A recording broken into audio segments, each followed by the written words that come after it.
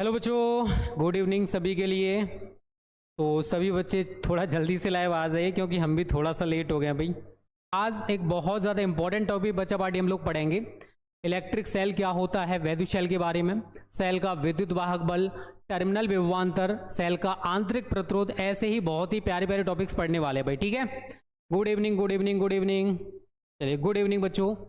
चलो अब देखो, आपने सेल शायद देखा हो, जैसे मेरे पास ये सेल है, ये क्या है, एक इलेक्ट्रिक सेल है।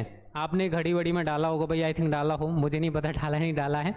अब इस वैद्युत सेल में क्या होता है, अगर मैं इलेक्ट्रिक सेल की बात करूं, इसका काम क्या है, तो आप सभी जानते हो कि इसके अंदर होती है केमिकल एनर्जी। क्या होती है? रासायनिक ऊर्जा। और वैद्युत सेल क्या करता है? रासायनिक ऊर्जा को वैद्युत ऊर्जा में परिवर्तित करता है।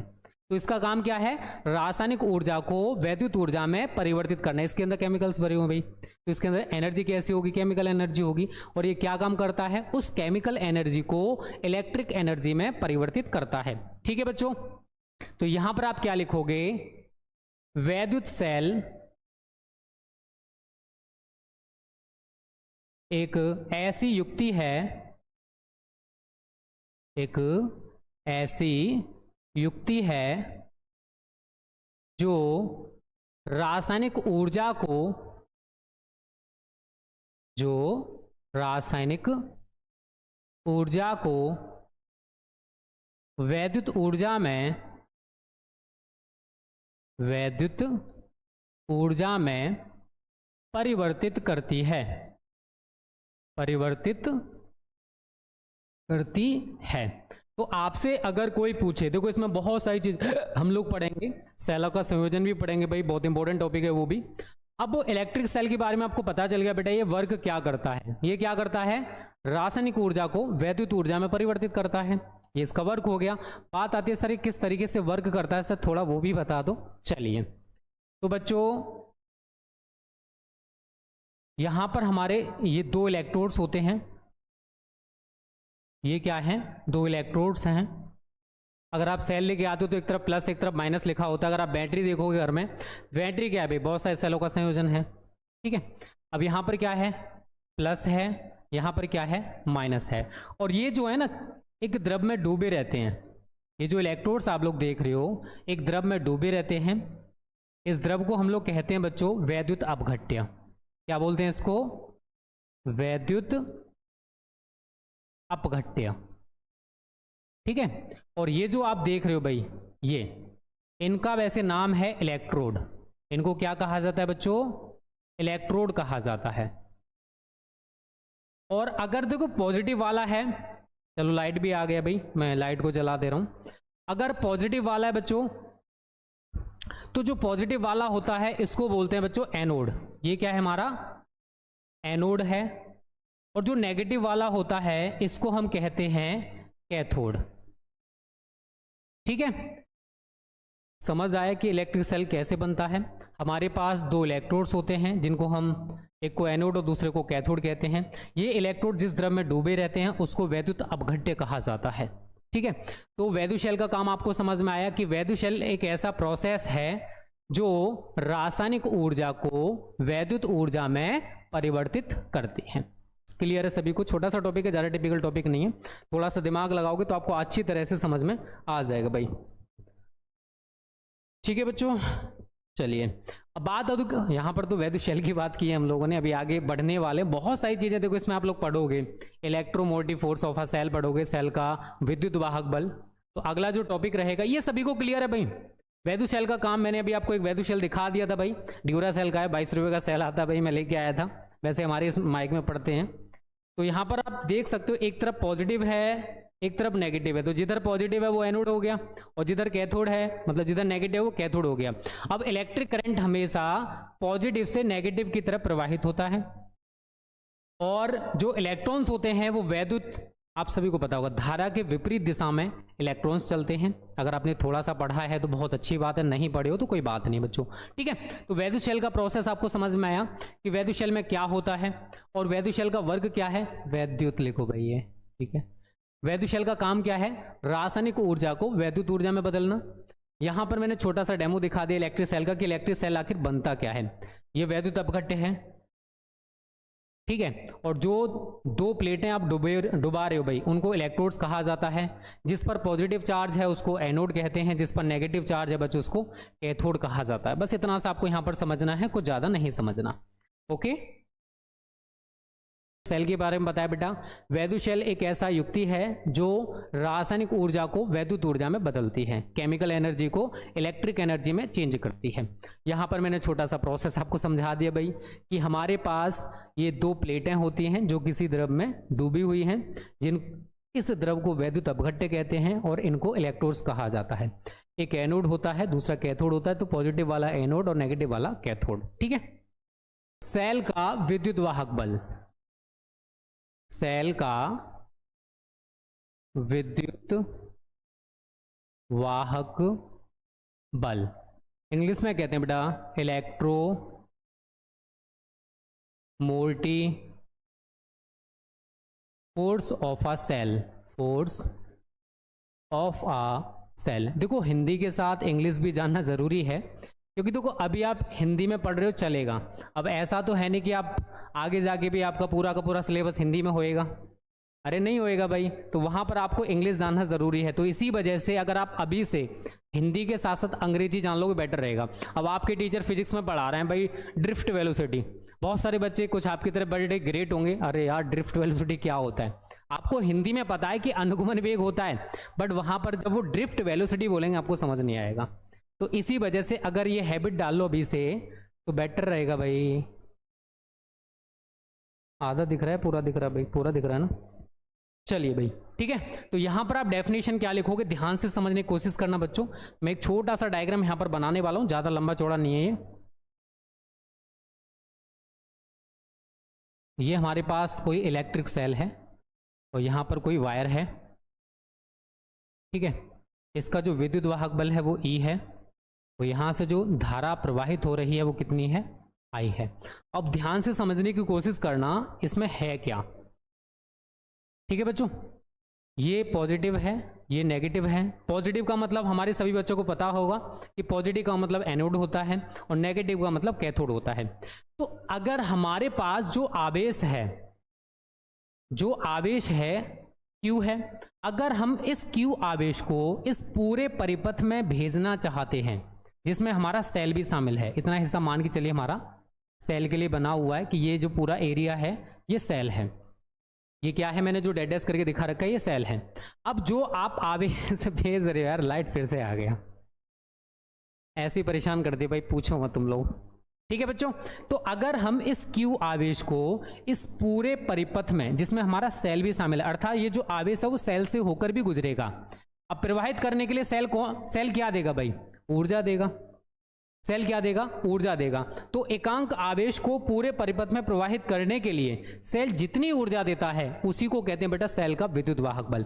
अब इस Q आवेश को इसे पूरे सर्किट में भेजना है भाई, इसे पूरे परिपथ में भेजना है। तो भाई पूरे परिपथ में भेजने के लिए सेल क्या करेगा, ऊर्जा दे देगा। भाई तेरे को मैं इतनी एनर्जी दे रहा हूं, तू यहां से यहां तक दौड़ जा। अब भाई आप खाना पीना खाते हो, ठीक है, खाना पीना किसका काम करता है, एनर्जी का। आपको एनर्जी मिल जाती है, तो भाई एनर्जी भी वो लिमिटेड टाइम तक रहती है कि आप इतना वर्क करने के बाद थक जाओगे दोबारा से। वैसे ही यहां पर भी है कि अगर हम इस आवेश को इस पूरे परिपथ में भेजना चाहते हैं तो सेल जितनी ऊर्जा दे रहा है, सेल जितना कार्य कर रहा है, उसी को कहा जाता है बेटा electromotive force of a cell. तो ये जो Q आवेश है यहां से और सेल के अंदर से होकर भी गुजरेगा। प्रवाहित किया तो सेल ने क्या किया, इसको ऊर्जा दे दी भाई।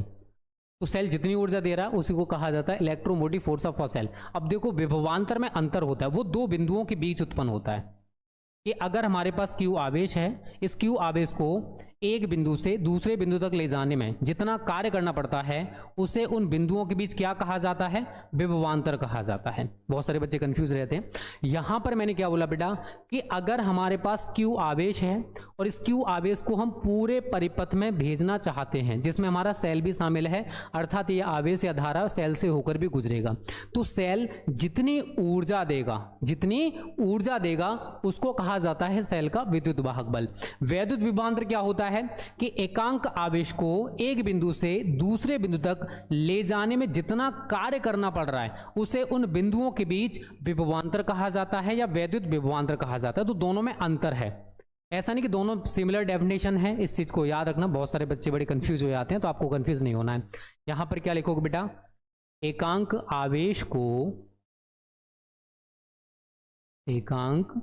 आवेश को पूरे परिपथ में ब्रैकेट में आप लिख लो सेल सहित, ये जो आवेश है वो सेल से होकर भी गुजरेगा।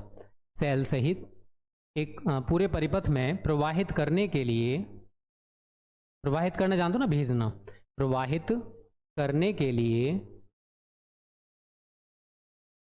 सेल जितनी ऊर्जा देता है, जितनी ऊर्जा देता है उसे सेल का विद्युत वाहक बल कहते हैं। विद्युत वाहक बल कहते हैं। बहुत ही छोटी सी डेफिनेशन है, आपको यहां पर रटना नहीं बेटा। इसको किससे रिप्रेजेंट करते हैं, तो इसे कैपिटल ई से प्रदर्शित करते हैं। तो आपको याद रखना है कि इसको भाई रिप्रेजेंट किससे किया जाता है। और डेफिनेशन वैद्युत विभवांतर से टोटली डिफरेंट है। अगर आप देखोगे वैद्युत विभवांतर का मैंने बेटा प्रोसेस बता दिया कि वैद्युत विभवांतर में क्या होता है कि एकांक आवेश को एक बिंदु से दूसरे बिंदु तक हमें ले जाना होता है। अब ले जाने के लिए भाई कार्य करना पड़ेगा, तो जितना कार्य करना पड़ता है उसे उन बिंदुओं के बीच कहा जाता है वैद्युत विभवांतर। बट विद्युत वाहक बल में क्या होता है कि आपके पास जो आवेश है ये Q आवेश है, और इस Q आवेश को आप पूरे परिपथ में भेजना चाहते हो, सेल से होकर भी ये आवेश गुजरेगा। इस कंडीशन में सेल जितनी ऊर्जा देगा, इसके लिए भाई एक एनर्जी फिक्स कर देगा, मैं तेरे लिए इतनी ऊर्जा दे रहा हूं, तेरा वर्क है, तेरा काम है कि तेरे को इस पूरे सर्किट में घूमना है। फिर से चलेगी, क्या बोले यार, मैं बड़ा परेशान हूं इस लाइट से, आधा डिस्टर्बेंस हुई लाइट क्रिएट कर देती है यार। मैं इसको ओपन ही नहीं करूंगा लाइट को। चलिए अब यहां पर ये तो डेफिनेशन हो गया। यदि फॉर्मूला देखो कैसे बनाएंगे, यदि Q आवेश को पूरे परिपथ में, ब्रैकेट में लिख लो सेल सहित पूरे परिपथ में प्रवाहित करने के लिए सेल द्वारा दी गई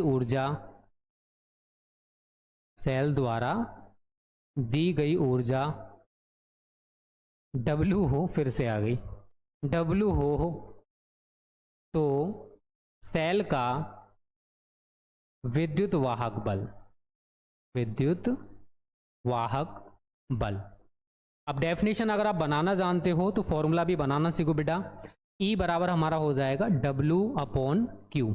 आप अगर इसको कंपेयर करोगे ना, V बराबर आप लोग क्या पढ़ते हो भाई, आपको के साथ सिमिलर फॉर्मूला है, ठीक है। तो इसी वजह से बच्चे बड़े कंफ्यूज हो जाते हैं इन दोनों में। तो आपको कंफ्यूज नहीं होना है, मैंने दोनों डेफिनेशंस आपको बता दी कि सेल का विद्युत वाहक बल किसे कहते हैं और वैद्युत विभवांतर किसे कहते हैं। तो कोई भी बच्चा इसमें कंफ्यूज बिल्कुल नहीं होएगा, याद रखना भाई, ठीक है। डेफिनेशन आप इससे भी बना सकते हो कि एकांक आवेश को, बस देखो यहां पर थोड़ी सी चीज याद रखनी है कि जो आप आवेश भेज रहे हो वो आवेश इस सेल से होकर भी गुजरना चाहिए। अब जब मैंने आपको वैद्युत सेल बनाया था तो आपने देखा था वहां पर वैद्युत अपघट्य भरा हुआ था, तो ये जो आवेश है उस वैद्युत अपघट्य से होकर भी गुजरेगा, तो वहां पर इसको ज्यादा ऊर्जा खर्च करनी पड़ेगी भाई, ठीक है। वो मैं आपको आगे जाके समझाऊंगा, टेंशन ना लो। तो डेफिनेशन बेटा क्या थी कि हमारे पास जो आवेश है, अगर हम उस आवेश को इस पूरे सर्किट में भेजना चाहें, अब भेजने के लिए भाई एनर्जी चाहिए, तो वो एनर्जी कौन दे रहा है, सेल।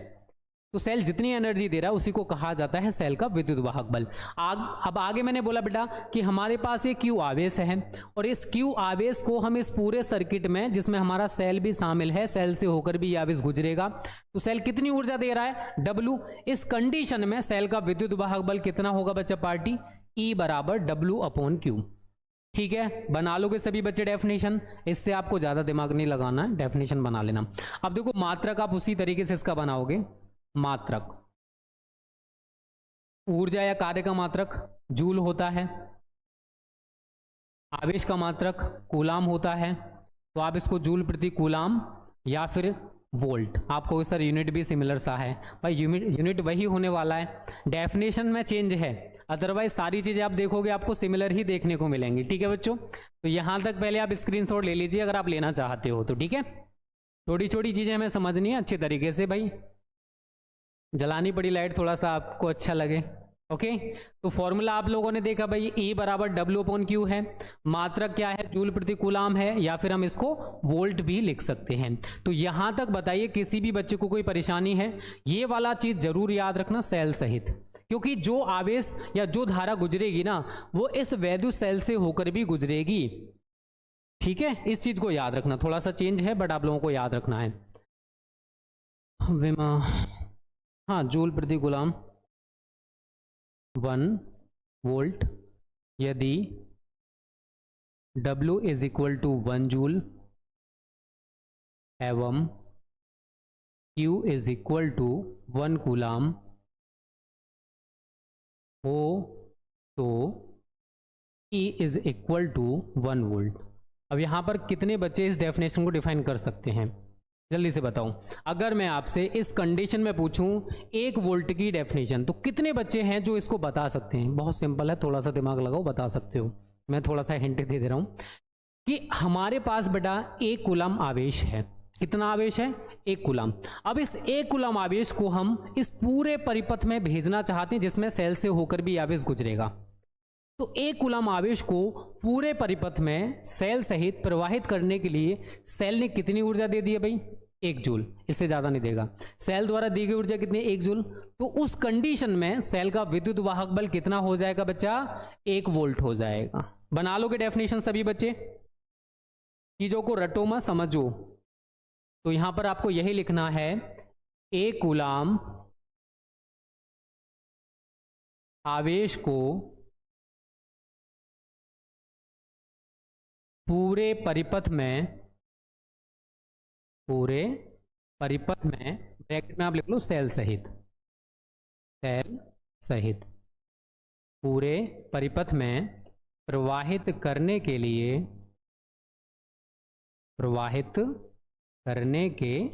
लिए सेल द्वारा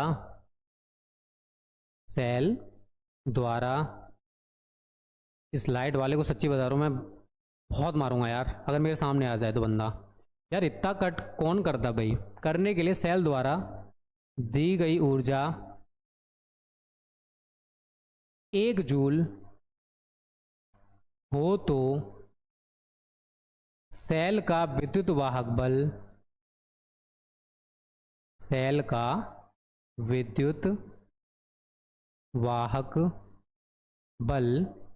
1 वोल्ट होगा। 1 वोल्ट होगा। ठीक है, बताइए कितने बच्चे डेफिनेशन बना सकते? जल्दी से कमेंट करो, कितने बच्चे डेफिनेशन बना सकते थे? Comment now. ज़्यादा टिपिकल डेफिनेशन नहीं है, बहुत ही सिंपल वे में मैंने आपको बताया कि हमारे पास जो आवेश है बेटा वो कितना है। हे भगवान, इतना ज़्यादा इरिटेट कर दिया इस बंदे ने यार, पूछो मत। तो हमारे पास जो आवेश है बेटा कितना है? 1 कूलम। और इस आवेश को हम पूरे परिपथ में भेजना चाहते हैं जिसमें सेल भी आपका शामिल है। तो इस कंडीशन में सेल कितनी ऊर्जा दे रहा है? 1 जूल। तो हमारा जो सेल का विद्युत वाहक बल है वो कितना हो जाएगा? 1 वोल्ट। आपको जो मैंने परिभाषा बताई है उसी से आप इसको डिफाइन कर सकते हो। एकांक आवेश को पूरे परिपथ में प्रवाहित करने के लिए सेल द्वारा दी गई ऊर्जा को सेल का विद्युत वाहक बल कहा जाता है। अब यहां पर सेल कितनी ऊर्जा दे रहा है? वो हमारा 1 जूल है। तो ऐसे करके बच्चों आप 1 वोल्ट को डिफाइन कर सकते हो। ओके बच्चों, चलिए अब बात आती है विमा की। कितने बच्चे हमारे ऐसे हैं जो इसकी विमा बना सकते हैं? किसकी विमा आपको चाहिए भाई? ई की। तो ई की विमा बराबर आपको डब्ल्यू की विमा पता होनी चाहिए भाई, बटे क्यू की विमा। जल्दी से मेरे को कमेंट करो, सेल के विद्युत वाहक बल की विमा यहां पर कितनी हो जाएगी? देखो W क्या है? कार्य या ऊर्जा? विमा क्या होती है, एम एल की पावर 2 टी की पावर -2, राइट। और नीचे क्या है, आवेश, आवेश की क्या होती है बच्चों, एटी। अब आप एटी को ऊपर लेके जाओगे तो एम एल की पावर 2 टी पहले से -2 है, ये जाएगा ऊपर तो क्या हो जाएगा, टी की पावर -3, और ए को लेके जाओगे तो ए की पावर -1। तो ये हमारी विद्युत वाहक बल की विमा हो जाएगी। और राशि की अगर मैं बात करता हूं तो ये हमारी एक अदिश राशि है। कैसी राशि है बच्चों, अदिश राशि है। मतलब अगर हम इसको रिप्रेजेंट करना चाहते हैं तो केवल परिमाण से काम चल जाएगा, डायरेक्शन बताना जरूरी नहीं है। तो यहां तक एक बार सभी बच्चे मेरे को जल्दी से कमेंट करो बेटा, यहां से वहां तक किसको कहां पर परेशानी आई। डेफिनेशन हमने पूरी बता दी कि हमारे पास जो आवेश है हमको उसे पूरे परिपथ में भेजना है, उस पूरे परिपथ में सेल भी शामिल होगा। तो पूरे परिपथ में भेजने के लिए सेल ने जितनी ऊर्जा दी है उसी को सेल का विद्युत वाहक बल हमने कहा है। मात्रक और फॉर्मूला की बात करूं, E बराबर W/Q। तो विद्युत वाहक बल और वैद्युत विभवांतर में अंतर क्या होता है वो मैंने आपको डिफाइन कर दिया, ठीक है। मात्रक आप लोगों ने बना लिया, 1 वोल्ट को मैंने डिफाइन किया, ये आपको समझ आया, ये विमा है और ये राशि है। जल्दी से कमेंट करो बच्चों, यहां तक किसी भी टर्मिनल विभवांतर, टर्मिनल विभवांतर, इंग्लिश में इसको कहते हैं, जरूरी है भाई इंग्लिश, ठीक है, टर्मिनल पोटेंशियल डिफरेंस, ठीक है, इंग्लिश में इसको कहा जाता है डिफरेंस। अब देखो इसको सही तरह समझना, एक छोटा सा मैं यहाँ पर डायग्राम भी बनाऊंगा भाई, सभी बच्चे उस डायग्राम को भी बना लेना।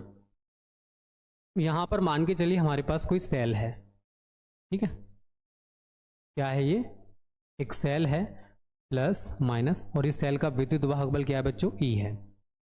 यहाँ पर 3 1 2 3, ठीक है। यहाँ पर 4 बिंदु आप दिखाओगे, एक यहाँ से यहाँ तक हो जाएगा, एक यहाँ दिखाओगे, एक यहाँ दिखाओगे। तो ये जो रेजिस्टेंस प्रतिरोध जुड़े हुए हैं ये 4 बिंदुओं के बीच जुड़े हुए हैं, तो बिंदु A, बिंदु B, बिंदु C, बिंदु D, ठीक है। ऐसे करके अगर चाहो तो इसे थोड़ा छोटा भी कर सकते हो, पूरा उड़ गया, चलिए ये A हो गया, ठीक है। इतना बना लोगे सभी बच्चे, पहले इतना सा डायग्राम, इसको भी बीच में करना चाहते हो तो बीच में कर लो, नहीं कहोगे सर आपने कहाँ पर बना दी, बीच में कर लो एकदम। चलिए पहले आप सभी इतना सा डायग्राम बना लो, ये हमारे पास E है। फिर मैं आपको आगे का पूरा प्रोसेस समझाता हूँ कि आगे हम इसको कैसे डिफाइन करने वाले हैं भाई, ठीक है। जल्दी से बनाओ यहाँ तक सभी बच्चे।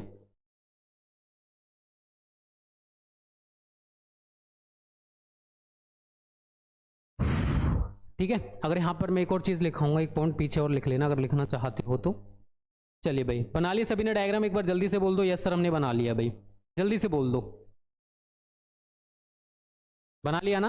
अब यहाँ पर जो व्यय ऊर्जा है W1, यहाँ W2 और यहाँ पर W3, ए और बी के बीच जो विभवांतर उत्पन्न होगा V1, बी और सी के बीच उत्पन्न होगा V2, और सी और डी के बीच उत्पन्न होगा V3।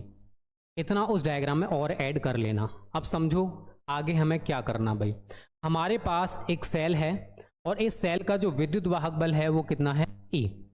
अब हम Q आवेश को ध्यान से समझना, अगर हम इस Q आवेश को इस पूरे परिपथ में भेजना चाहते हैं तो सेल ने कितनी ऊर्जा दी है, W। सेल कितनी ऊर्जा देगा, W। तो आपने अभी कुछ देर पहले क्या लिखा था, क्या पढ़ा था, E बराबर W/Q। इसको मैं इक्वेशन फर्स्ट बना दे रहा हूं। अब देखो अगर आप नीचे देखोगे तो परिपथ के कुछ बिंदु बने हुए भाई, परिपथ के कुछ भाग बने हुए हैं, A और B, B और C, C और D। अब सेल जो ऊर्जा दे रहा है वो हमारे पास W ही है, बट उस ऊर्जा में से कुछ ऊर्जा A और B के बीच खर्च हो गई, वो ऊर्जा हमारे पास कितनी है, W1। कुछ ऊर्जा B और C के बीच खर्च हो गई, वो कितनी है, W2। कुछ ऊर्जा C और D के बीच खर्च हो गई, वो कितनी है, W3। तो सेल ने जो ऊर्जा दी थी वो यहां पर 3 पार्ट्स में डिवाइड हो गई, A और B के बीच में खर्च हुई, B और C के बीच में खर्च हुई, C और D के बीच में खर्च हुई ना। तो यहां पर सबसे ऊपर एक लाइन लिख लो, माना किसी सेल का, माना किसी सेल का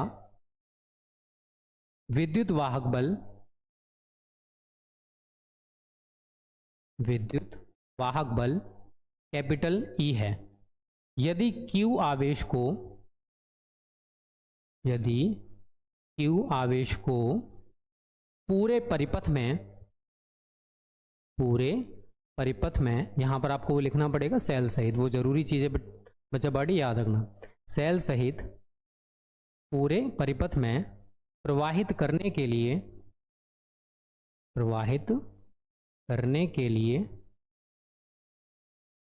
सेल द्वारा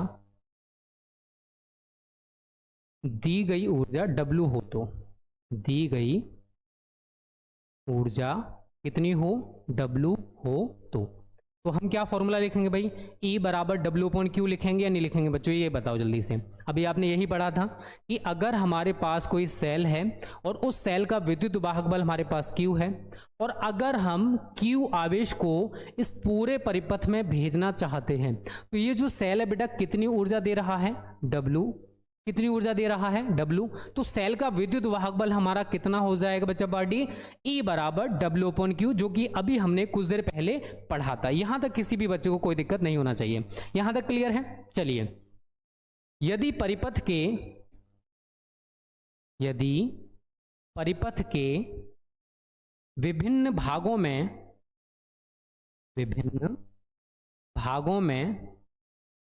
व्यय ऊर्जा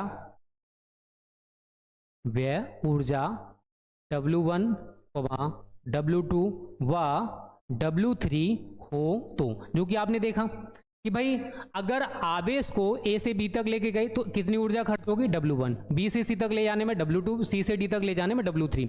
तो जो हमारे पास टोटल ऊर्जा थी वो यहां पर 3 पार्ट्स में खर्च हो गई। तो Q आवेश को जब हम पूरे परिपथ में लेके जा रहे तो सेल ने कितनी ऊर्जा दी थी, W। अब ये जो ऊर्जा है परिपथ के विभिन्न भागों में खर्च हो गई, व्यय हो गई, ठीक है। तो यहां पर अगर आप थोड़े से भी समझदार हो बेटा, थोड़े से तो होंगे उम्मीद करता हूं, तो जो W है उस W को हम ऐसे करके लिखें तो कोई परेशानी होगी, W1 plus W2 plus W3, क्योंकि जो W ऊर्जा है वो 3 भागों में खर्च हो रही है, राइट।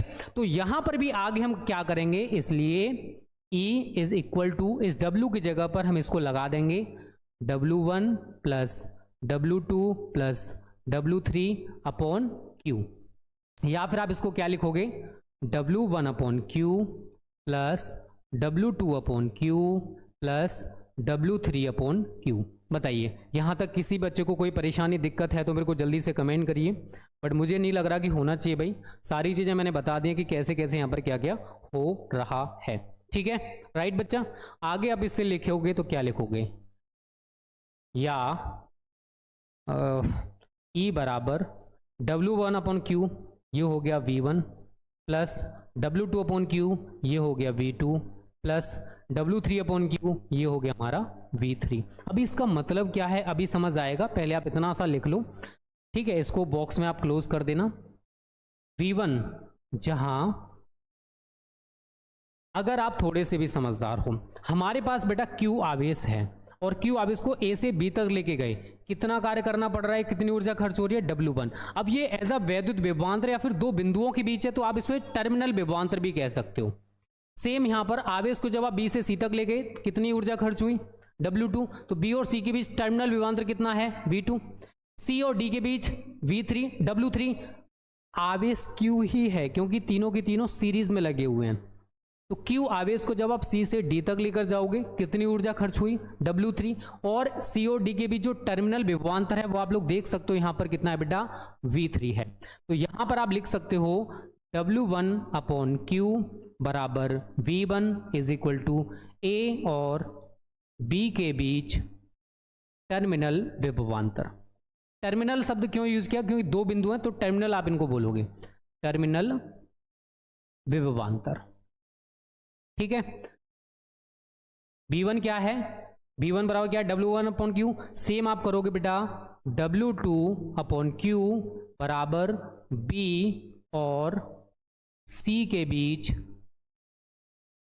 टर्मिनल विभवांतर, ठीक है, टर्मिनल विभवांतर।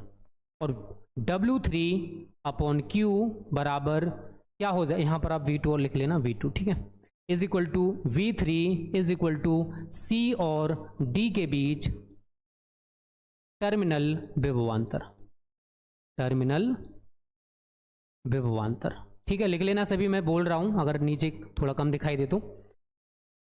ठीक है, तो ये हमारे पास एक फॉर्मूला निकल के आएगा और यहीं से हम एक डेफिनेशन बनाने वाले हैं। पहले आप लोग यहां तक नोट कर लो, इस डायग्राम के अकॉर्डिंग मैंने पूरा थ्योरी बताया कि हमारे पास जो सेल है उसका विद्युत वाहक बल है E, और अगर हम बेटा Q आवेश को पूरे परिपथ में, जिसमें हमारा सेल भी शामिल है, प्रवाहित करना चाहते हैं तो सेल ने कितनी ऊर्जा दी, W, तो E बराबर हमारा W/Q बन गया। लेकिन ये जो ऊर्जा थी ये परिपथ के विभिन्न भागों में व्यय हो गई, खर्च हो गई। तो मैंने यही लिखा है, यदि परिपथ के विभिन्न भागों में व्यय ऊर्जा कितनी हो, W1, W2 व W3 हो, तो जो आपका W है बेटा उसे हम W1 plus W2 plus W3 लिखेंगे। तो आगे हमने जो फॉर्मूला ये वाला पढ़ा हुआ है ये हमने यहां पर अप्लाई किया, तो E बराबर W1 plus W2 plus W3/Q, W1/Q, W2/Q, W3/Q से लिख सकते हैं। अब अगर आपने विभवांतर वैद्युत विभवांतर पढ़ा है, दो बिंदुओं के बीच यहां पर बात हो रही है, A और B के बीच बात हो रही है, B और C के बीच बात हो रही है, C और D के बीच। तो अब ये जो विभवांतर होगा दो बिंदुओं के बीच की बात होगी, तो इसको टर्मिनल विभवांतर हमने नाम दे दिया है, कुछ नया नहीं किया है, बहुत छोटी सी चीज बताई है। तो W1/Q, W1/Q क्या हो गया, V1 A और B के बीच टर्मिनल विभवांतर, W2/Q B और C के बीच टर्मिनल विभवांतर, W3/Q C और D के बीच टर्मिनल विभवांतर, जो कि मैंने यहां पर लिखा हुआ है। पहले आप यहां पर देख लो सब कुछ, ठीक है। सर जी कोई लाइक नहीं कर रहा है, हाँ भाई लाइक कर दो, जिन्होंने भी लाइक नहीं किया जल्दी से 100+ लाइक्स करो सभी बच्चे, आगे फिर हम तभी बढ़ेंगे। इतना मेहनत के साथ आपको, अरे भाई क्या हो रही है, ठीक है, इतनी मेहनत के साथ पढ़ाएं और आप लोग लाइक नहीं करते हो, कितने गंदे बच्चे हो ना। अरे भाई कर दिया को, चलिए लिखें यहां पर, अतः किसी परिपथ के दो बिंदुओं के बीच, परिपथ के दो बिंदुओं के बीच एकांक आवेश को एकांक आवेश को, डेफिनेशन देखो टर्मिनल विभवांतर की मैं कैसे बना रहा हूं, ठीक है। पहले आप डेफिनेशन यहां पर देखो, कोई ज्यादा टिपिकल नहीं है। एकांक आवेश को प्रवाहित करने के लिए या प्रवाहित करने में, एकांक आवेश को प्रवाहित करने में किए गए कार्य को क्या कहते हैं, किए गए कार्य को, जल्दी से बताओ क्या कहते हैं, जल्दी से कमेंट करो, किए गए कार्य को, सभी बच्चे जल्दी से कमेंट करो, किए गए कार्य को क्या कहेंगे, उन बिंदुओं के बीच, उन बिंदुओं के बीच टर्मिनल विभवांतर कहते हैं। उन बिंदुओं के बीच क्या कहते हैं बेटा, टर्मिनल विभवांतर कहते हैं। ओके, थोड़ा सा मेरे पास स्पेस कम था इसलिए मैंने यहां पर लिख दिया है। अब इसको थोड़ा सा समझने की कोशिश करो, ठीक है। परिपथ के कोई भी दो बिंदु आप ले सकते हो, जैसे मैंने A और B ले लिया। अगर मान के चलिए मेरे पास जो आवेश है, ये परिपथ के दो बिंदु हो गए, मेरे पास जो आवेश है वो कितना है, Q। अब इस Q आवेश को या एकांक आवेश को अगर हम A से B तक लेके जाते हैं तो हमें कितना कार्य करना पड़ रहा है, W1। कितना कार्य करना पड़ रहा है, W1। तो जितना कार्य करना पड़ता है उससे उन बिंदुओं के बीच क्या कहा जाता है बेटा, टर्मिनल विभवांतर। सेम हमारे पास यहां पर Q आवेश है, जब Q आवेश को 20 से C तक लेके गए तो हमें कितना कार्य करना पड़ा, W2। कितना कार्य करना पड़ा भाई, सेल क्या कर रहा है, कार्य तो कर रहा है, ऊर्जा दे रहा, कार्य कर रहा है। तो B और C के बीच टर्मिनल विभवांतर कितना हो गया, V2। सेम जब हम C और D के बीच की बात करते हैं तो यहां पर एकांक आवेश को दो बिंदुओं के बीच हम लेके जा रहे हैं, एकांक आवेश को प्रवाहित कर रहे हैं, तो वहां पर जो कार्य करना पड़ रहा है W3 है। तो इस कंडीशन में टर्मिनल विभवांतर हमारा V3 है। तो डेफिनेशंस को बनाओगे, रटोगे नहीं, केवल बनाना सीखो। यहां पर मैंने सारी चीजें आपको बता दी हैं, यहां पर भी सिमिलर चीज है, इसी से हमने पूरी डेफिनेशन बताई है कि किसी परिपथ के दो बिंदुओं के बीच, किसी परिपथ के दो बिंदुओं के बीच एकांक आवेश को प्रवाहित करने में जो कार्य करना पड़ रहा है, किए गए कार्य को इन बिंदुओं के बीच क्या कहा जाता है, टर्मिनल विभवांतर। यहां पर करोगे V2 हो गया, यहां पर करोगे V3 हो गया। तो ये डेफिनेशंस को यार बनाना सीखो। कब तक कितना रटोगे, हर चीज की एक सीमा होती है भाई, आपकी भी एक कैपेसिटी है कि आप उससे ज्यादा याद नहीं कर सकते हो। ठीक है, आपकी खाने की भी कैपेसिटी होगी कि मैं डेली 4 रोटियां खाऊंगा, उससे ज़्यादा नहीं खाऊंगा, मम्मी मेरे को 4 से ज़्यादा मत बनाना, नहीं तो मेरा पेट ओवर हो जाएगा, मैं नहीं खा पाऊंगा। हर चीज़ की उसी तरीके से एक सीमा होती है। तो यहाँ पर भी आप डेफिनेशन बड़ा इजीली बना सकते हो कि किसी परिपथ के दो बिंदुओं के बीच एकांक आवेश को प्रवाहित करने में किए गए कार्य को उन बिंदुओं के बीच टर्मिनल विभवांतर कहा जाता है। ठीक है भाई, अभी मैथ्स क्लास भाई स्टार्ट। सेल का विद्युत वाहक बल निम्न बातों पर निर्भर नहीं करता। ठीक है, अब कौन कौन सी बातें हैं? नंबर 1, विद्युत अपघट्य की मात्रा पर निर्भर नहीं करता। तो हमने जो सेल ले रखा है भाई, मान के चलिए ये हमारा कोई सेल है, यहाँ पर हमारे इलेक्ट्रोड लगे हुए हैं। अब यहाँ पर आप नीचे क्या भरते हो? विद्युत अपघट्य। अब इस विद्युत अपघट्य की मात्रा कम है या ज़्यादा है, वो कितनी भी हो सकती है। विद्युत अपघट्य की मात्रा कम है, ज़्यादा है, कितनी भी हो, इसका असर सेल के विद्युत वाहक बल पर नहीं पड़ेगा। चाहे आप इसको कम ले रहे हो या फिर ज़्यादा ले रहे हो, इसका इफेक्ट सेल के विद्युत वाहक बल पर नहीं पड़ने वाला है।